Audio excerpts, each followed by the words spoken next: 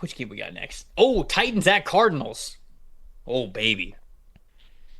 A lot of different outcomes in this game here. What do you want to start talking about? Titans or the Cardinals here for this one? I'll start on the Tennessee side, and Okay. this game certainly is getting weirder and weirder with the Cardinals and their offense and the injuries. Now Trey Benson's on IR, so it looks like their top back is Amari Dimercado, and we'll see where that goes on that side of the ball. But Tennessee, look, you giving Cam Ward no chance right now up front on the offensive line. And this is a pretty good Cardinals defensive line. They spent a lot of money on it, spent a lot of resources on it. You've got Calais Campbell, Josh Sweat, Baron Browning, young guys like Darius Robinson, Dalvin Tomlinson, the vet. I mean, they just the Cardinals D-line has a chance here to have success because the Titans offensive line has not had success in any game so far this year. 26th in pass blocking grade, 30th in pressure rate. Cam Ward's getting hit the most in the league. He's getting sacked the most in the league.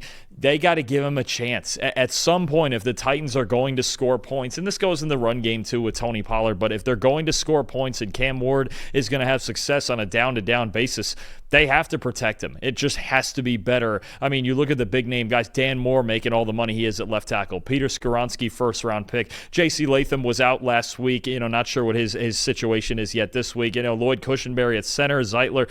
It's just not been good in pass protection, and they don't. Cam Ward, especially for as long as he generally wants to hold the football, he's not going to stand a chance unless he's protected back there. This offensive line is something you look at every single week going, do they have a chance? And this is another good defensive line they're playing. There's not many terrible defensive lines that you get to pad stats against. You look at the teams they've played, they've played Denver and they've played the Rams and they've played teams with good defensive lines. This is another one. And I think this is a real problem. If they can't block and Cam Ward's under pressure 50% of the time again, there's not many ways this can go other than failure this week again for Tennessee. On the Cardinals side of things,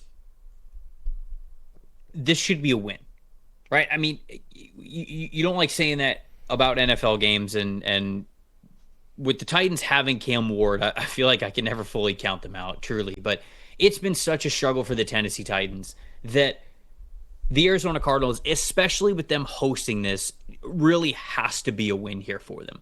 What I'm worried about with them is that it just doesn't feel like there's enough of the in-between in their offense. It feels like it's all or nothing. It feels like it's screens or bomb passes. Like it just doesn't. Now, obviously, they don't have Trey Benson anymore either. So the run game is going to be a huge factor. But I am focused on the passing game. This team is talented enough. They should beat the Tennessee Titans, but I want it to look different than what it has in the past, especially over the past 4 weeks. I felt like Drew Petzing was doing a good job as the offensive coordinator for them last year, and it just feels like they're not in rhythm this season. And to sort of look into that, I wanted to look at the in-between passes.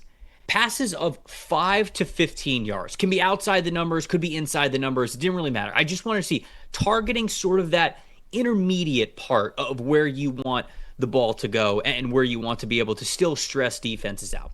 So they have 222 passing yards when targeting 5 to 15 yards down the field. That is 31st in the NFL, so almost dead last. They are 37th in attempts in that range, which is 25th in the NFL. They're 7th when it comes to most passing attempts behind the line of scrimmage and up to 5 yards. And they're 23rd in passes of 15 or more yards. So we've seen from Kyler and his average depth of target this year anyways that we knew that deep number wasn't going to be too high. But it's just so much underneath stuff from them. And sometimes you go, okay, well, do you have the receivers to really be able to win in the intermediate?